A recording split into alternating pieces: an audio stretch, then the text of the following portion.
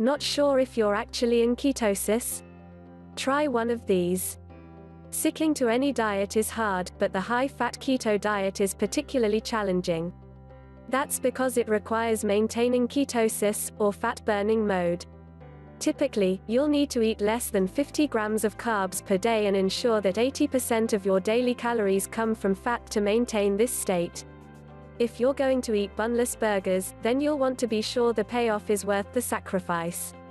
This can be done by measuring ketones, an acid made by the liver when your body burns fat. A higher level of ketones indicates you're in ketosis. Thankfully, there are at-home tests that make it easy to determine ketone levels. These are particularly helpful for those struggling to lose weight on the diet. Small errors like eating too many blueberries can knock you out of ketosis, and regular testing can reveal whether it's time to lower carb intake. Not sure which method is right for you? These are your best options. Urine ketone testing. First off, there are 3 different types of ketones: acetone, acetoacetate, and beta-hydroxybutyrate. Each ketone has a different method of testing, says Drew Manning, keto expert, personal trainer, and New York Times best-selling author. Keto beginners should start with a urine testing strip, the most common and affordable option that identifies acetoacetate in pee. Global Integrative Nutrition Health coach and keto expert Carissa Long explains to menshealth.com that your body creates an excess amount of ketones when it stops using glucose, or carbs, as energy. These excess ketones are removed from the body via urine, she says. As a bonus, this method is easy: pee on the strip, wait for about 15 to 20 seconds, and the results will magically appear. The darker the result, the more ketones that are in the urine. Manning explains. There are usually guidelines on the package that explain how to use these strips, which can be purchased at almost any drugstore. After a while, your body becomes keto-adaptive and fewer ketones are excreted in your urine, says Long. This means that you may be in ketosis but show low levels of urine ketones. However, a blood test would accurately reveal high blood ketones, so urine strips can be very deceiving, she says.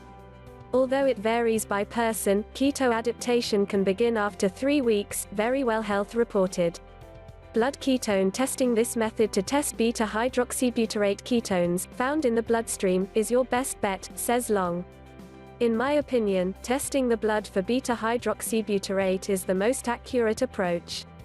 You can buy a blood ketone meter for around $25-60 with individual strips costing about $4 each, she says. To reach nutritional ketosis, your reading should be in the 0.5 to 3.0 mmol/L range. Don't get discouraged if it takes a few weeks to hit this number, as everybody differs. Testing at the same time each day provides a baseline for you to compare your progress, so try and test morning and evening at 2 specific times.